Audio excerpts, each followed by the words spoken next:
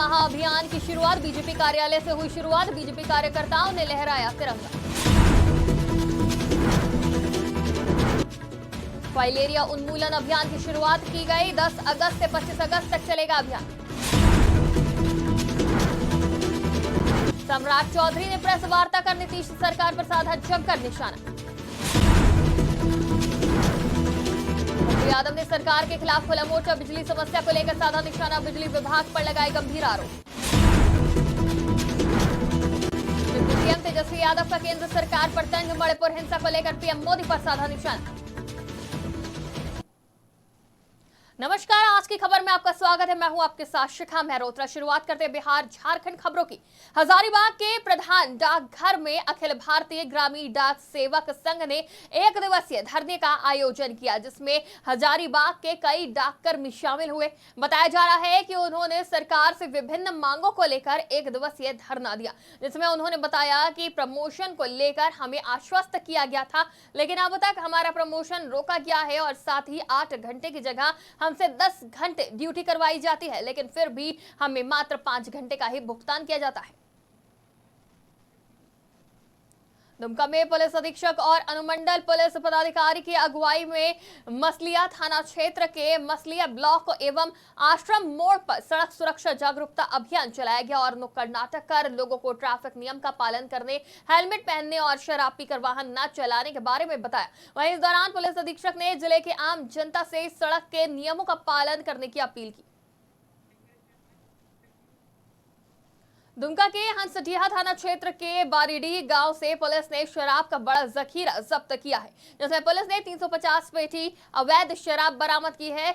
साथ ही गाड़ी के कागजात भी खंगाले, लेकिन गाड़ी में कोई कागजात नहीं मिला। फिलहाल पुलिस ने अज्ञात तस्करों के खिलाफ आबकारी अधिनियम के तहत संगीन धाराओं में मामला दर्ज कर जांच शुरू कर दी है। पड़ोसी राज्य में शराबबंदी है, चूँकि ये सीमावर्ती जिला है, तो इसका लाभ जो है तस्कर जरूर उठाते रहे होंगे और हम लोग को गुप्त सूचना भी मिलती थी। ये लोग शराब लेके कहीं खपाने का प्रयास कर रहे थे। इस वक्त पर उनका गाड़ी कुछ खराबी आ गया, जिसके चलते समय पर वो लोग ले नहीं जा सके। पुलिस को भी सूचना मिली, ग्रामीण लोग को भी सूचना मिली, जिस पर तुरंत कार्रवाई करते हुए उसको जब्त किया गया और थाना लाया गया। और उसमें जो गाड़ी के साथ चालक और जो है उसका ड्राइवर और मालिक का कोई नहीं था, सब छोड़ के भाग गए थे।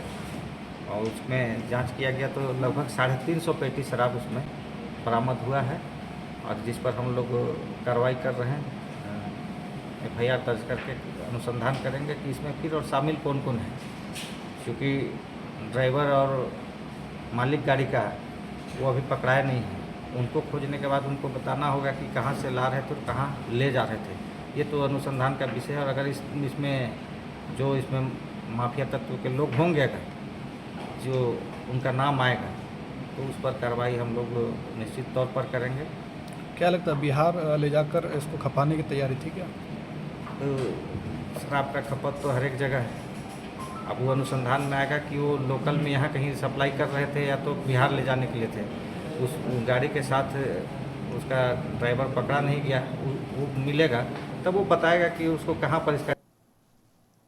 भारत देश अमृत काल मना रहा है और देश के प्रधानमंत्री के आह्वान पर पूरा देश हर घर तिरंगा महाअभियान में अपनी सहभागिता सुनिश्चित करते हुए जिला भारतीय जनता पार्टी कार्यालय में इसकी शुरुआत की गई, जहां भारतीय जनता पार्टी के कार्यकर्ता तिरंगा लहराते हुए नजर आए। वहीं इस दौरान जिला अध्यक्ष गुंजन यादव ने कहा कि पूरा देश हर घर तिरंगा उत्सव मना रहा है। इसके साथ ही देश के प्रधानमंत्री के आह्वान पर मेरी माटी मेरा देश कार्यक्रम लाया गया है, जिसे भारतीय जनता पार्टी 13 अगस्त को बड़े भव्य तरीके से मनाएगी।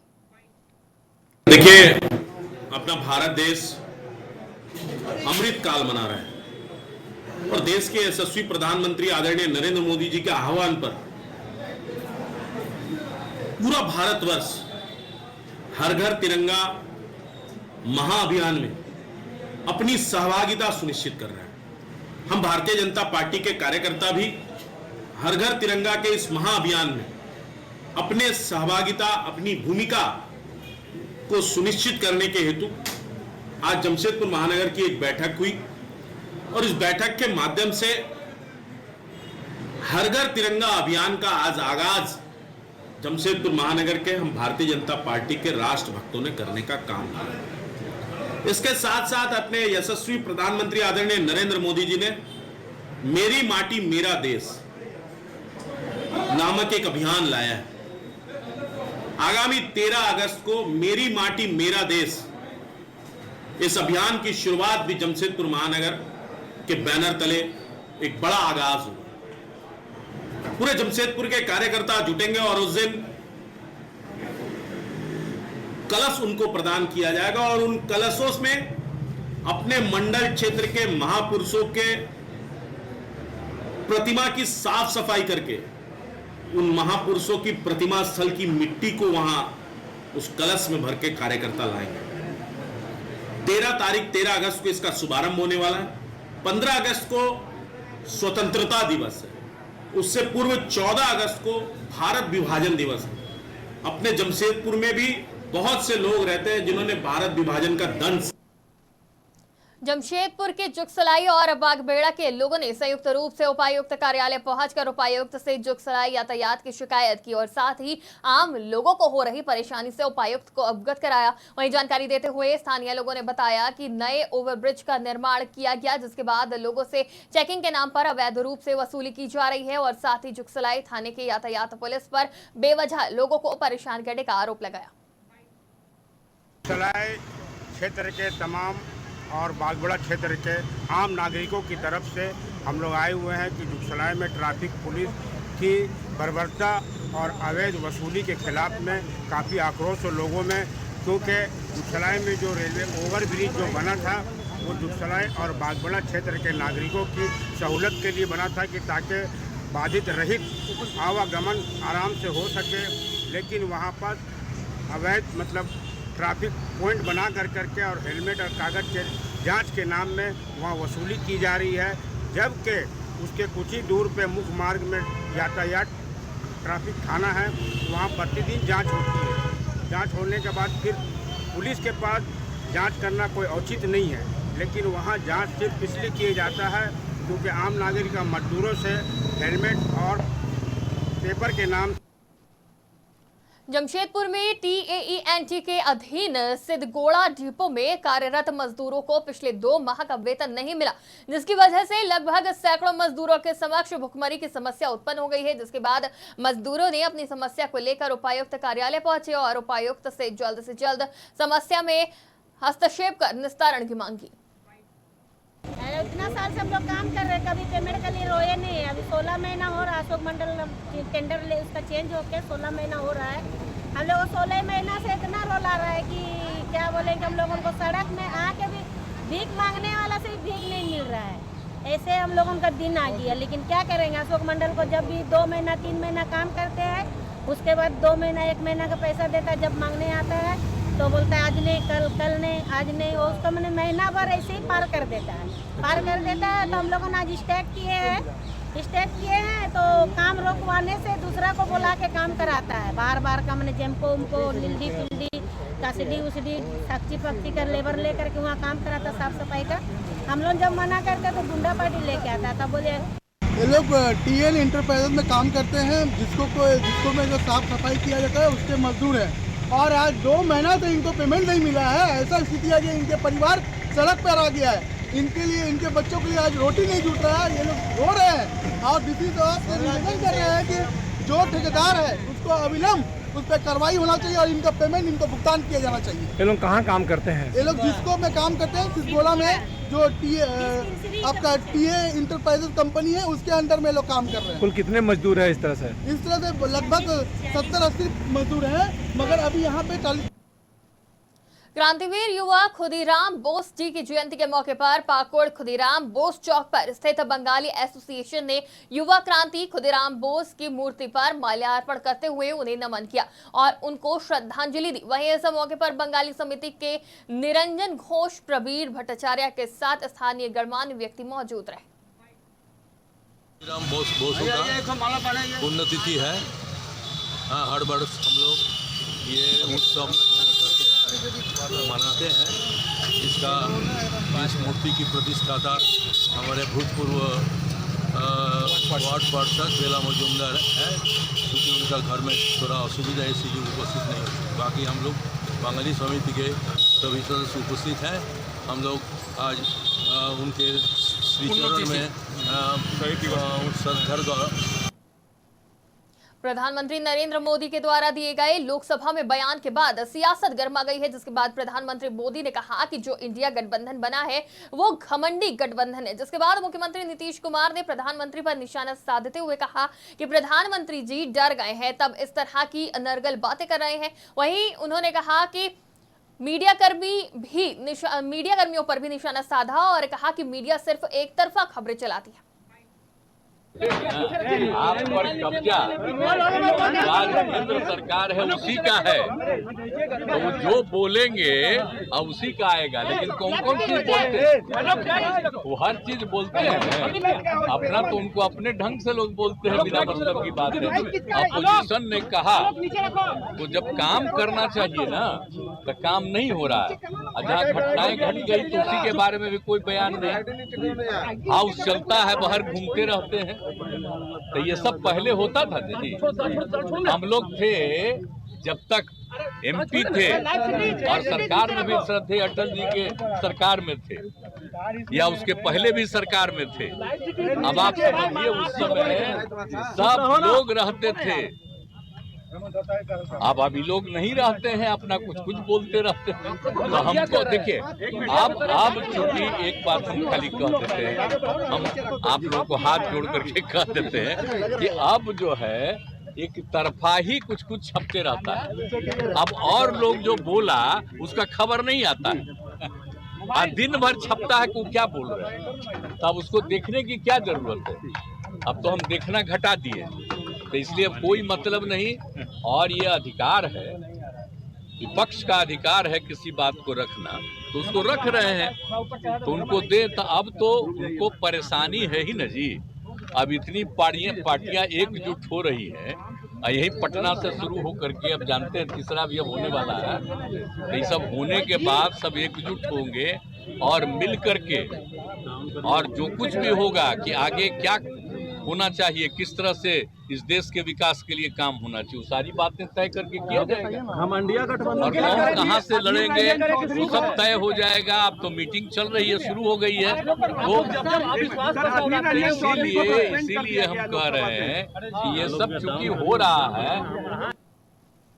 बिहार के डिप्टी सीएम तेजस्वी यादव ने प्रधानमंत्री नरेंद्र मोदी पर मणिपुर हिंसा मामले को लेकर करारा प्रहार किया और कहा कि प्रधानमंत्री नरेंद्र मोदी को मणिपुर हिंसा मामले पर जवाब देना चाहिए, लेकिन प्रधानमंत्री विपक्ष पर निशाना साधते नजर आ रहे हैं। वहीं तेजस्वी यादव ने कहा कि विपक्षी एकता का कदम आगे बढ़ते जा रहा है, जिसकी वजह से प्रधानमंत्री नरेंद्र मोदी और भाजपा घबरा गई है और घबराहट में गलत बयानबाजी कर रही है।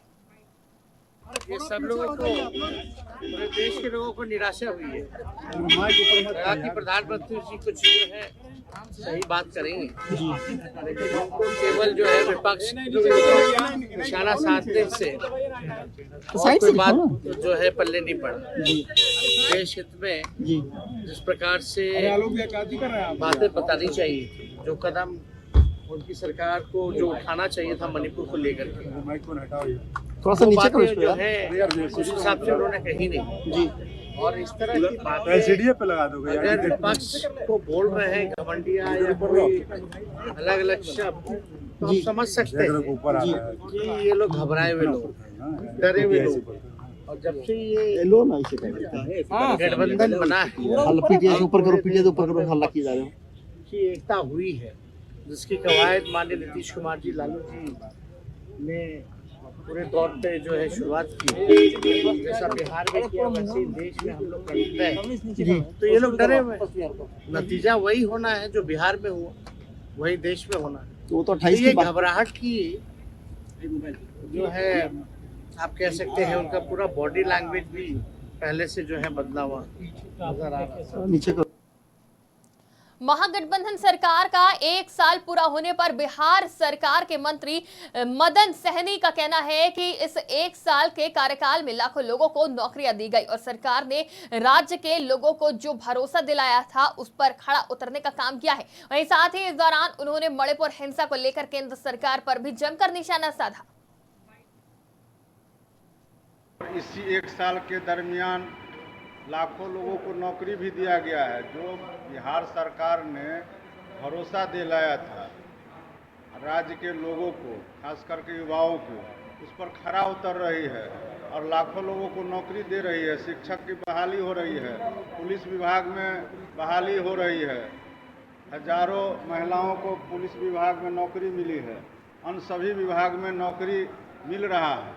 और दो काम जो सबसे महत्वपूर्ण हुआ है, बड़े बड़े प्रोजेक्ट पूरे किए गए हैं बिहार के अंदर में, लेकिन जो दो काम खास करके जो जातीय आधारित गणना था उसका काम पूरा लगभग हो चुका है और इसको भी जो लटकाने का काम किया गया भारतीय जनता पार्टी के द्वारा न्यायालय में अपने आदमी को खड़ा करके, वह बात भी राज्य के सभी लोग अवगत हैं इस मामले में।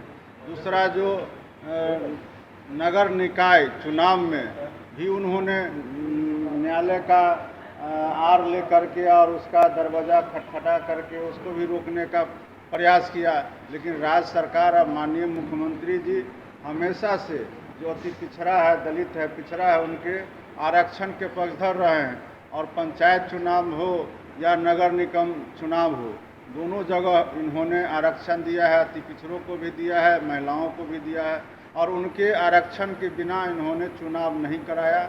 और जो ट्रिपल टेस्ट के आधार पर चुनाव होना था उसके आधार पर इन्होंने अति पिछड़ा आयोग का भी। जन अधिकार पार्टी के प्रमुख पप्पू यादव ने बिजली की समस्या को लेकर सरकार के खिलाफ मोर्चा खोलने का ऐलान किया है और कहा कि आगामी 12 अगस्त से जोरदार आंदोलन किया जाएगा। और साथ ही कहा कि कटिहार में बीते दिनों बारसोई में जो घटना हुई वो काफी दुखद है, लेकिन उसमें निर्दोष लोगों को फंसाया जा रहा है। इस कारण उन्होंने बारसोई में 12 अगस्त को जनसभा का आयोजन करने का ऐलान किया और साथ ही पप्पू यादव ने बिजली विभाग और सरकार पर भी गंभीर आरोप लगाए। जनता अपने अधिकार के लिए जब निकलता है, आज के डेट में बिहार में सबसे बड़ा प्रॉब्लम है बिजली। बिजली का बिल, बिजली नहीं जले तब भी 500 रुपया आ जाना है सबके घर में, एसी नहीं चले तब भी 3300, 3400, 3800 का बिल हो जाना है। बिजली के वोल्टेज में पंखा चले कि ना चले, मोबाइल चार्ज हो या ना हो तब भी बिल आ जाना है। बिजली मात्र 3 घंटे ही 4 घंटे मिले, पूरा का पूरा कटौती हो जाए तब भी बिल आ जाना है। और 1 महीना जब बिल हम चुपचाप रहे, 1 महीने के बाद 24,000 रुपया बिल थमा दो, 35,000 का बिल थमा दो, चाहे वो गरीब हो, चाहे वर्किंग क्लास हो, चाहे मिडिल क्लास हो, चाहे लोअर मिडिल क्लास हो, बस जाओ। इंजीनियर रावण हो चुके हैं, इंजीनियर और एग्जीक्यूटिव इंजीनियर। वसूली के मामले में एक माइनिंग अफसर जो ज़बरदस्ती ट्रैक्टर ट्रक को मट्टी जो मेरे बाप का होता है उसमें भी वो 35,000 40,000 का ट्रैक्टर हमारा किसान का, उसको थाने में बंद करके 40,000 ले लेता है। उससे बुरी हालत बिजली की है। जाता है मीटर में कुछ आया नहीं आया, मीटर को काट के लेके चला जाता है।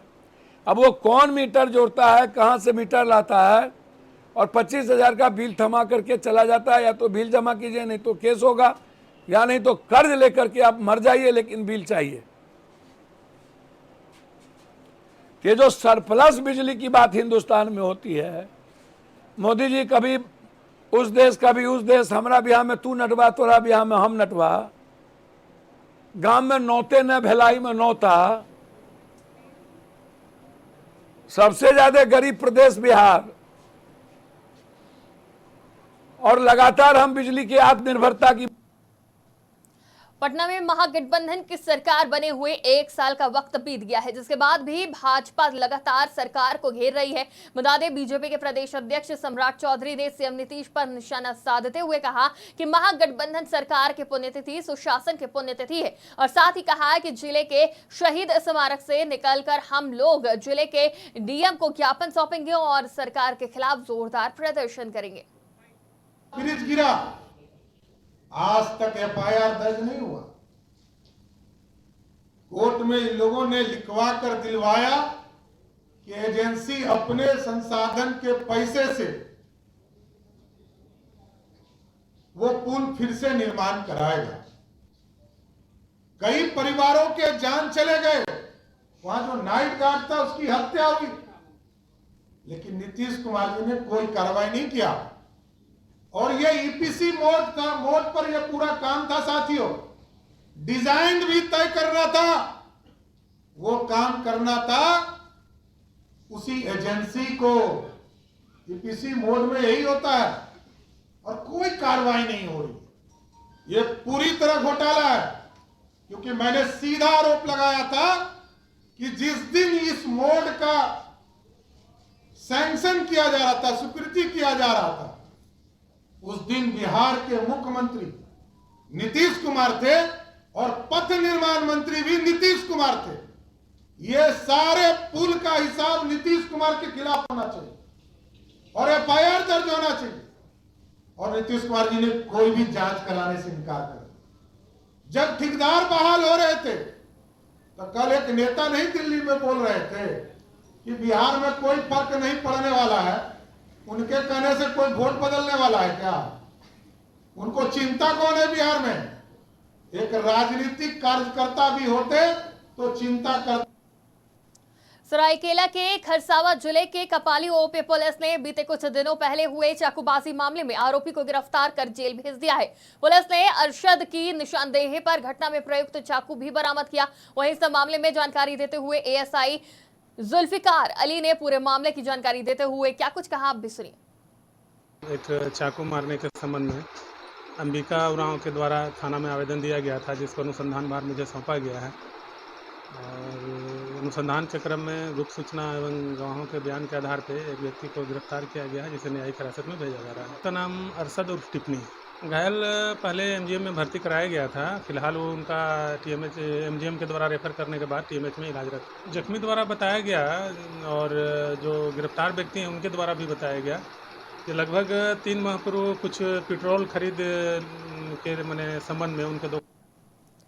सरायकेला सदर अस्पताल परिसर में फाइलेरिया उन्मूलन कार्यक्रम के तहत अभियान का शुभारंभ किया गया और इस दौरान उपायुक्त रविशंकर शुक्ला ने खुद ही दवा खाकर अभियान की शुरुआत की और साथ ही अभियान के सफल संचालन को लेकर संबंधित पदाधिकारियों को आवश्यक दिशा निर्देश देते हुए कहा कि मानक के अनुसार दवा खिलाना सुनिश्चित करें और साथ ही इसकी सही रिपोर्ट कार्यालय में समय से उपलब्ध कराएं। जिले में आज आईडीए राउंड का प्रारंभ किया गया है। आईडीए के अंतर्गत 3 तरह की दवाइयाँ खिलाई जाती हैं, आइवरमेक्टिन, डीएसी और साथ में एल्बेंडाजोल। और ये 10 तारीख से लेकर के 25 तारीख तक हमारे जिले में चलेगा अभियान। इसमें आज बूथ पर दवा का सेवन कराया जा रहा है और धीरे धीरे आने वाले समय में फिर डोर टू डोर कैंपेन चला करके दवा का सेवन कराया जाएगा, जिससे कई प्रकार की बीमारियों से लोगों। जमशेदपुर में fair price shop dealers association का एक प्रतिनिधिमंडल पूर्वी सिंहभूम जिला मुख्यालय पहुंचा, जहां उन्होंने उपायुक्त के नाम एक मांग पत्र सौंपते हुए अगस्त महीने का खाद्यान्न मुहैया कराने की मांग की। संगठन की ओर से बताया गया कि जिले में 1500 से ज्यादा पीडीएस डीलर हैं, जिनमें से आधे को ही अगस्त माह का खाद्यान्न मुहैया कराया गया है। वहीं बचे हुए डीलरों को कहा जाता है कि स्टॉक खत्म हो चुका है। ऐसे में उपभोक्ताओं को गुस्से का शिकार होना पड़ता है। महोदय से मिलने आया है। पूर्वी सिंहभूम जिला में 1500 लगभग डीलर में आधा ही दुकानदारों को राशन मिला है अगस्त महीना का, और सभी ब्लॉक में बाकी है। बहुत सारे दुकानदार जाते हैं गोदाम में तो बहुत सा गोदाम बंद है। गोदाम में जाने से या एजीएम साहब से बात करने से बोला जाता है कि अगस्त माह का आपका कोटा लैप्स हो गया, अगस्त माह का माल नहीं मिलेगा। और आम जनता पूरा दुकान का चक्कर लगा रहा है। जिनको राशन मिला है वो दुकान में राशन बांट रहे हैं, और जिनको दुकानदार को राशन नहीं मिला है वो दुकान खोल के बैठे हुए हैं। ग्राहक लोग का चारों बात सुन रहे हैं। क्या चाहते हैं आप लोग? हम लोग उपायुक्त महोदय से मिलने आए हैं कि हम सब दुकानदारों को राशन दिया जाए, जिससे हम आम उपभोक्ताओं को राशन का वितरण करेंगे। बहुत सा जो ग्राहक है इसी। बिहार झारखंड की खबरों में फिलहाल इतना ही। देश और दुनिया की तमाम खबरों के लिए देखते रहिए आज की खबर।